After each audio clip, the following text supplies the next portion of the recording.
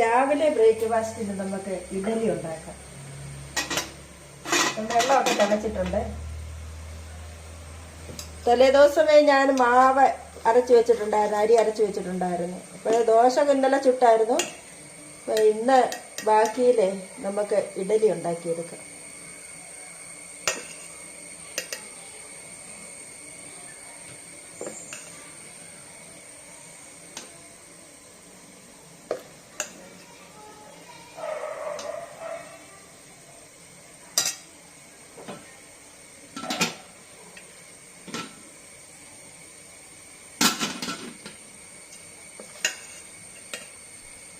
കുറച്ച് മാത്രമേ ഉള്ളൂ, ഒരു 9 ഇഡലിക്കേ ഉള്ളൂ.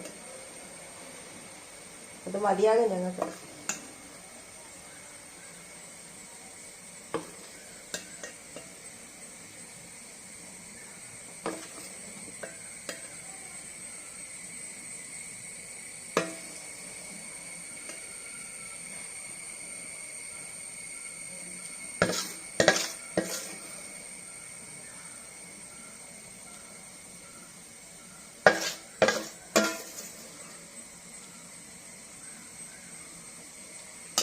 കറക്റ്റായിട്ടിരുന്നു.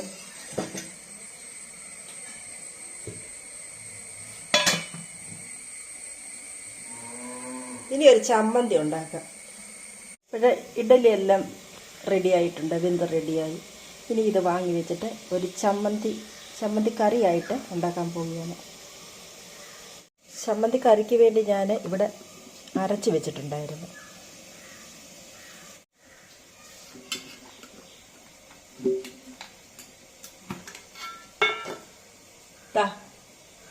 അരച്ച് വെച്ച് ഇനിയും ഒരു ഉള്ളിയൊക്കെ അരിഞ്ഞ് കടു വറുത്ത് നമുക്ക് കറി ഉണ്ടാക്കാം.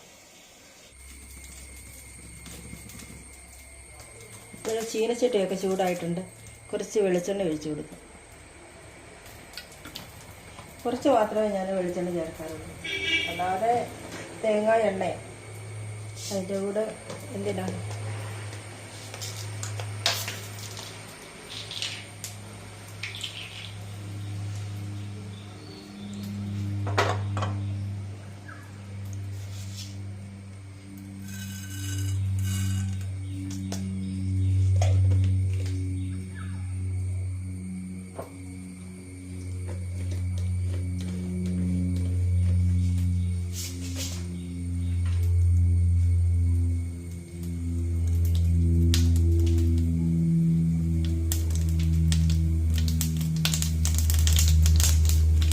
കടുക് പൊട്ടി തുടങ്ങിയിട്ടുണ്ട്.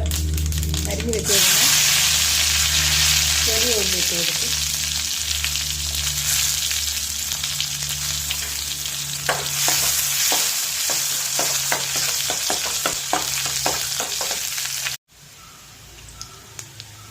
കറിവേപ്പില ഞാൻ ചെറുതായിട്ടങ്ങ് നുറുക്കിയെടുത്തു. ഇത് ഗുണങ്ങൾ ഇറങ്ങട്ടെ.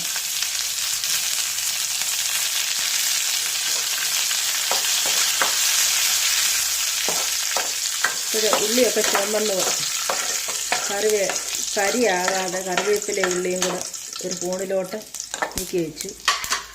ഇനിയും അരച്ച് വെച്ചിരിക്കുന്ന ചമ്മന്തി വെള്ളം ചേർത്തതാണ് ഒഴിച്ച് കൊടുക്കുന്നത്. അപ്പം ഞാനിങ്ങനെയാണ് തയ്യാറാക്കുന്നത്.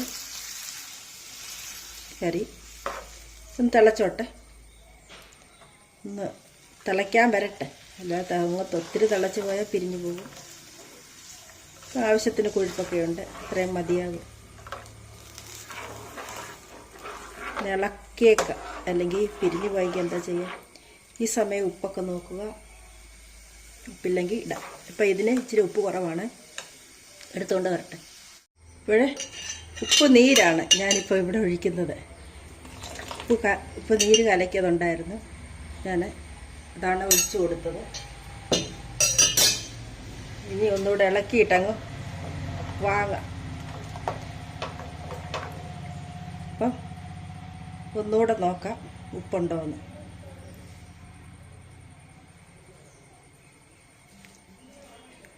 ആവശ്യത്തിന് ഉപ്പുണ്ട്.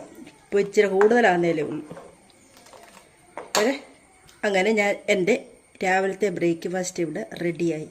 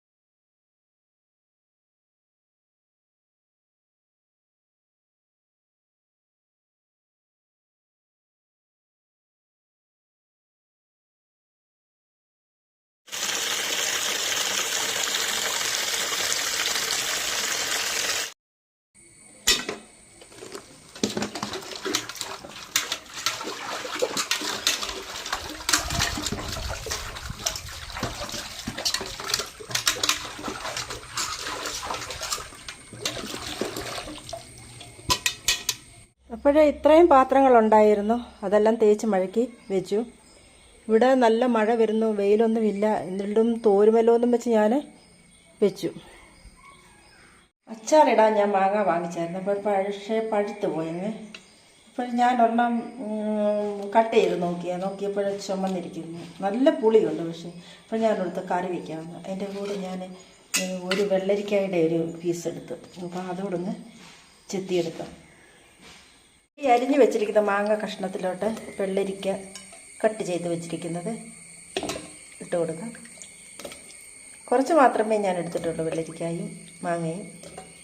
അപ്പോൾ ഇതിലേക്ക് ഇച്ചിരി മഞ്ഞൾപ്പൊടി, ഉപ്പുപൊടി, പച്ചമുളക്, വെള്ളം, വേകാൻ ആവശ്യമായ വെള്ളം ഇത്രയും ഒഴിച്ച് അടുപ്പിലോട്ട് വയ്ക്കാം. അപ്പോഴിവിടെ വെള്ളരിക്കായ്ക്കകത്ത് മാങ്ങയിലും ഞാൻ പച്ചമുളക് ഇട്ടു. പച്ചമുളക് അധികം എരിവില്ലാത്ത പച്ചമുളകാണ്. പിന്നെ ഉപ്പ്, മഞ്ഞൾപ്പൊടി, സ്വല്പം മുളക് പൊടി ഇട്ടു, എരിവ് കാണത്തില്ലെന്നും ഇട്ട്. ഇനി ആവശ്യമായ വെള്ളം ഒഴിച്ച് വേവിച്ചെടുക്കാം. അത് കഴിഞ്ഞിട്ട് അരപ്പ് തയ്യാറാക്കാം. ഇനിയും തോരൻ വയ്ക്കാം. അതിന് ഞാൻ ചക്കക്കുരുവാണ് എടുക്കുന്നത്. അപ്പം പൊളിക്കാൻ എളുപ്പമുണ്ട്, ഇതുപോലെ വിരുകുരുവാണ്. ഇതിനെ ഇവിടെ പറയുന്നത് വിരുകുരു എന്ന്. നിങ്ങളുടെ നാട്ടിൽ അങ്ങനെ പറയാറുണ്ടോ? അപ്പോഴേ കുറച്ച് ചക്കക്കുരു എടുത്ത് തോരൻ വയ്ക്കാൻ പൊളിച്ചെടുക്കാം. ഇത്രയൊന്നും ഞാൻ പൊളിക്കത്തില്ല, കുറച്ച് മാത്രമേ എടുക്കത്തുള്ളൂ. അപ്പോഴേ ഞാനൊന്ന് പൊളിച്ചെടുക്കട്ടെ. പൊളിക്കാൻ സൗകര്യമായ ചക്കക്കുരു എടുത്ത് പൊളിക്കാം. ഇതാകുമ്പോൾ പെട്ടെന്ന് പൊളിച്ച് കിട്ടും. എനിക്ക് ഈ ചക്കക്കുരു പൊളിക്കാൻ ഭയങ്കര ഇഷ്ടമാണ്. അതാകുമ്പോൾ പകുതി തൊലി പോയല്ലേ ഇരിക്കുന്നത്, അപ്പം പിന്നെ അങ്ങനെ തൊലി കളയണ്ടല്ലോ.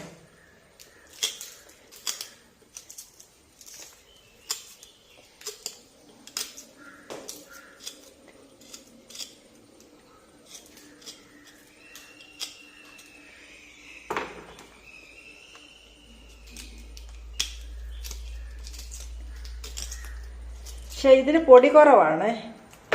ചക്കക്കുരു എപ്പോഴും നല്ലത് വിരുകുരു അല്ലാത്ത ചക്കക്കുരുവാണ് നല്ലത്. ഇതുപോലുള്ള ചക്കക്കുരുവാണ് നല്ലത്, പൊടിയുള്ളത്.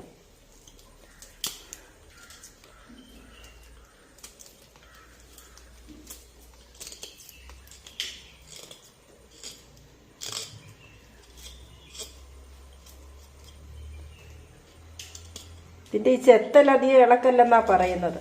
ഇപ്പോൾ നമ്മളും അങ്ങനെ കളയുന്നില്ല.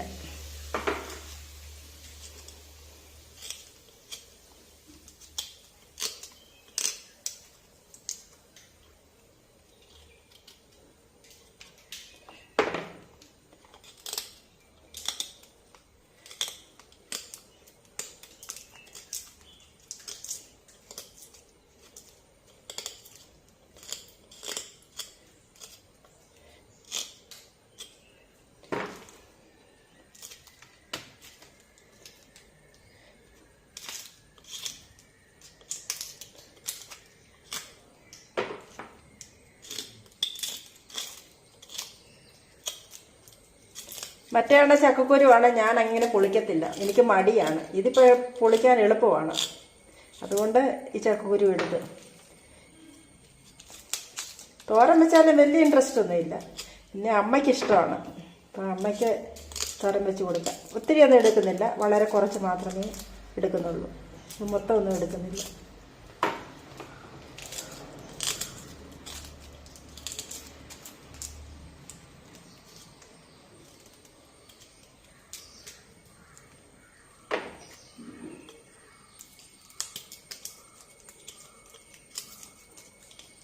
പണ്ടൊക്കെ ഞങ്ങൾ സ്കൂളിലൊക്കെ പഠിക്കുന്ന സമയത്ത് ചോറിന് പൊതിക്ക് മെഴുക്ക് പുരട്ടി വെക്കുകയായിരുന്നു അമ്മ. അപ്പോഴേ ചക്കക്കുരു പൊളിക്കാനും ഞങ്ങളെയാണ് ഏൽപ്പിക്കുന്നത്. അപ്പോഴേ ചേച്ചിയും ഞാനും കൂടെ ആയിരുന്നു പൊളിക്കുന്നത്, ചക്കക്കുരു പൊളിക്കുന്നത്. അപ്പം 10 ചക്കക്കുരു വീതം ഓരോരുത്തർക്കും ഭാഗിച്ച് വെക്കും. ആ 10 തീർന്നു കഴിയുമ്പോൾ പിന്നെ അടുത്ത 10. അപ്പം പൊളിക്കുന്നത് അറിയത്തില്ലല്ലോ. അങ്ങനെ ഒരു 10, 20, 10, 30 ചക്കക്കുരു പൊളിക്കുമായിരുന്നു ഞങ്ങൾക്ക് മെഴുക്കുവരട്ടി വയ്ക്കാൻ. രാവിലത്തേക്ക് വൈകിട്ട് പൊളിച്ച് വയ്ക്കും. പൊളിച്ച് അമ്മ വെള്ളത്തിലിട്ട് ഇട്ടേക്കും. പിന്നെ രാവിലെ അത് എടുത്ത് കട്ട് ചെയ്ത് മെഴുക്ക് പുരട്ടി വയ്ക്കും. നല്ല തേങ്ങ ചമ്മന്തി, കുറച്ച് തൈര്. ഇപ്പം അന്ന് പശുക്കറവയുണ്ടേ, നമുക്ക് വീട്ടിൽ പശു ഉണ്ടല്ലോ, അപ്പം എന്നും തൈര് കാണും. അതെ, ആ സമയമൊക്കെ എന്ത് രസമായിരുന്നേ. അതുപോലെ ഇഷ്ടം പോലെ ചീര, ചക്കക്കുരു അല്ലാത്തപ്പം പിറ്റേ ദിവസം ചീരയായിരിക്കും, പിന്നെ അച്ചിങ്ങപ്പയറായിരിക്കും, അതുപോലെ വഴുതനങ്ങ, അത് തോരന്, അങ്ങനെയൊക്കെയുള്ള ഐറ്റമായിരുന്നു. ഇപ്പം അതെല്ലാം പോയി. പിള്ളേർക്കൊക്കെ ഇന്ന് പൊതിക്കകത്ത് ചിക്കൻ ഫ്രൈയും ചിക്കൻ ബിരിയാണിയും അങ്ങനെയൊക്കെയുള്ളതല്ലേ ഇന്ന് എല്ലാവരും കൊടുത്തയക്കുന്നത്. പണ്ടത്തെ കാലത്തെ പഴയ സ്കൂളിൽ പഠിക്കുന്ന എൻ്റെ ഓർമ്മകളാണ് ഞാനിപ്പോഴേ പറഞ്ഞത്. കൂട്ടുകാർക്ക് മടുപ്പ് തോന്നുന്നുണ്ടെങ്കിൽ സ്കിപ്പ് ചെയ്തോളൂ. അല്ലാതെ ഇപ്പം ഞാൻ എന്താ പറയുന്നത്, എൻ്റെ ഈ ചക്കക്കുരു പൊളിച്ചപ്പോഴേ ആ പഴയ കാലം ഞാൻ ഓർത്തുപോയി. അതാണിപ്പോൾ ഞാൻ പറഞ്ഞത്.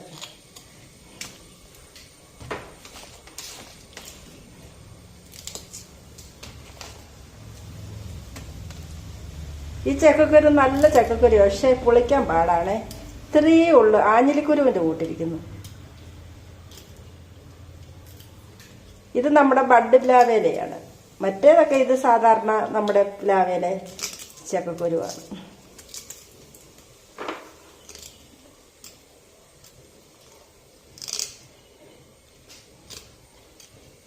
ഇതിൻ്റെ ഇത് എളുപ്പം ചെത്തൽ പോവും. പണ്ട് കാലത്ത് ഇതുപോലെ എളുപ്പം ചെത്തൽ പോകുന്നതിന് ഞങ്ങൾ പറയുന്നത് എന്താ പറയുക, ഈ പ്ലാവ് കുഴിച്ചിട്ടത് ആരാണ്ട് പല്ല് തേക്കുന്നവരായിരുന്നു.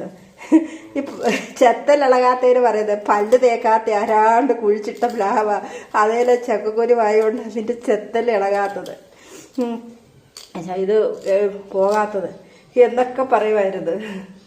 നേരോ സത്യമോ ഒന്നും എനിക്കറിയത്തില്ല. പണ്ടത്തെ പറച്ചിലാണ് ഇതൊക്കെ. ഇന്നത്തെ കുട്ടികൾക്ക് ഇതൊന്നും അറിയില്ലല്ലേ.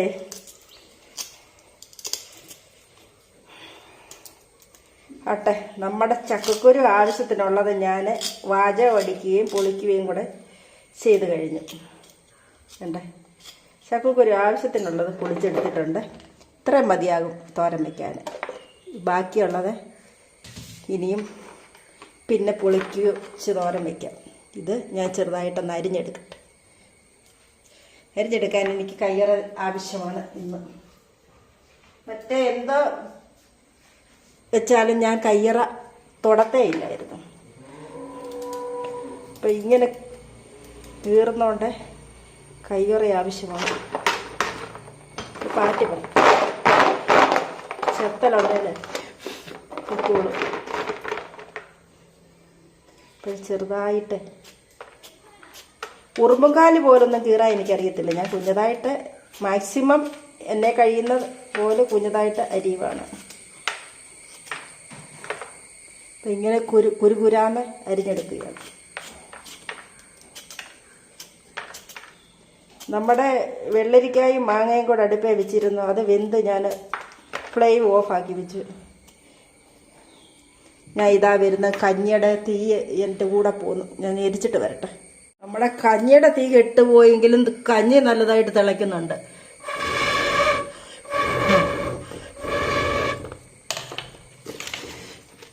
ഞാൻ ഒരു ചിരട്ട വെച്ചിട്ടായിരുന്നു പോയത്. ആ ചിരട്ട കെട്ട് കഴിഞ്ഞപ്പോഴത്തേന് തീയും പോയി. അത് കത്തി എരിഞ്ഞു കഴിഞ്ഞു.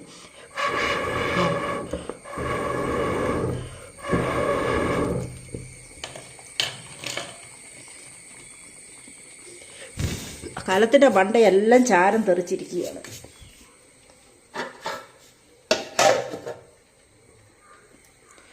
കണ്ടോ, തീ കണ്ടോ?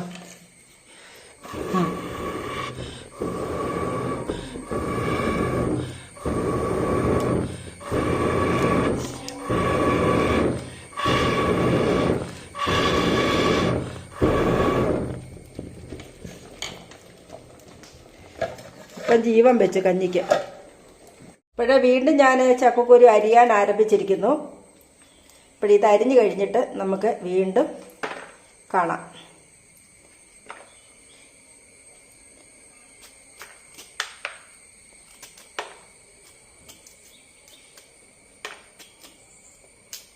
പിച്ചാത്തിയുടെ മൂർച്ച പോയല്ലോ.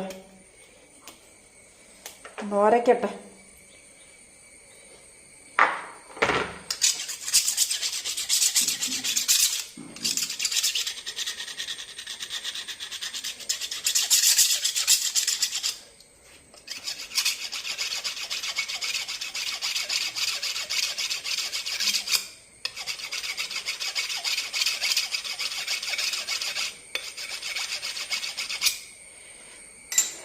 നോക്കാം ഇനി മൂർച്ചയുണ്ടോ ഇല്ലയോ.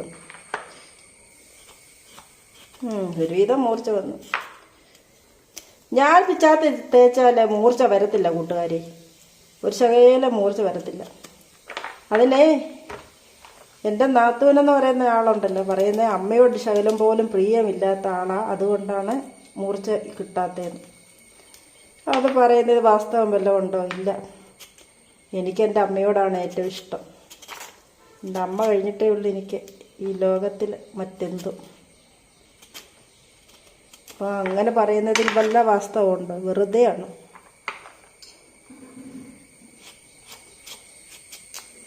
ഈ തേക്ക അറിയാൻ വയ്യാത്തോണ്ട് മൂർച്ചയില്ലാത്ത. ഇപ്പോഴാണ് ഞാനിത് അരിഞ്ഞെടുത്തിട്ട് വീണ്ടും കൂട്ടുകാരെ കാണാം.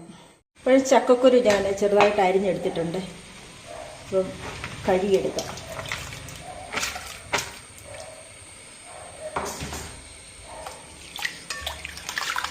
കറയുണ്ട്, പിന്നെ കറയുണ്ട്, അതൊക്കെ ഒന്ന് പോട്ടെ.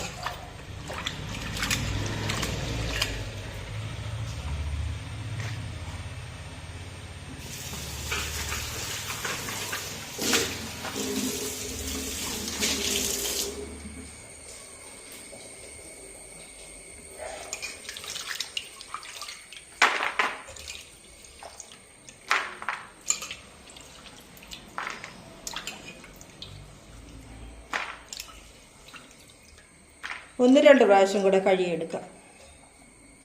ഇവിടെ ഞാൻ ചക്കക്കുരു തോരന് തയ്യാറാക്കി. അപ്പോഴിതിന് കടുകോട് ഇനി താളിക്കണം. അപ്പം നമ്മൾ കറിക്ക് കടുക് വറക്കണമല്ലോ, ആ കൂട്ടത്തിൽ ഇതിനും കടുക് വറുത്ത് ഇടാം. അപ്പം സ്വല്പം വെള്ളം ഒഴിച്ചത് കൂടിപ്പോയെന്ന് തോന്നുന്നു. സാരമില്ല, ചെറുതീ കിടന്നങ്ങ് തോർന്നോളൂ.